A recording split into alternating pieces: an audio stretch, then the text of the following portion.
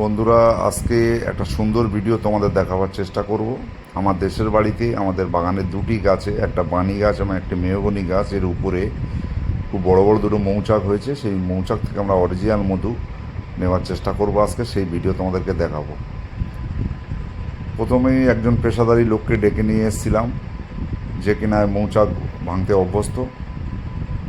তাকে আনার পর সে দেখে বললো মধু হয়েছে, আজকেরই ভাঙতে হবে। তাই আমরা মধু ভাঙানো দেখবো বলে ওয়েট করছিলাম। সে প্রথমেই খড়ের সঙ্গে আগুন লাগিয়ে দিয়ে আগুন নিয়ে গাছে উঠে গাছেতে ধোঁয়া, ওই যে জায়গাটা মৌচাক আছে, ধোঁয়া লাগাবার চেষ্টা করছে। এবার আমরা দেখলাম ধোঁয়া লাগার সঙ্গে সঙ্গে সমস্ত মৌমাছিগুলো উড়ে গেল বাসা থেকে, অর্থাৎ মৌচাক থেকে, এবং মৌচাকটা ফাঁকা হয়ে গেল। এবার যেখানে যেখানে মধু হয়েছিল সে দেখতে পেলো, সেগুলোকে সে কেটে নিয়ে বালতি নিয়ে উপরে উঠেছিল। সেই বালতি করে নিয়ে নিচে নেমে আসার পরে আমরা দেখছি সোনার তালের মতো লাগছিল মধুগুলো যখন নেংড়ানোর সঙ্গে সঙ্গে বের হচ্ছিল। মানে ওটাও একটা মোম, মধু নিংড়ে নেওয়ার পরে কোনো মোমের কাজে লেগে যাবে। এবার আমরা প্রথমে যেখানে যেখানে নোংরা ছিল সেগুলো কেটে বাদ দিলাম।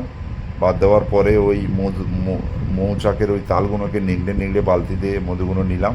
নেওয়ার পরে দুবার ছাঁকা হবে, পরে ছেঁকে না নিলে কিছু ময়লা থেকেই যায়।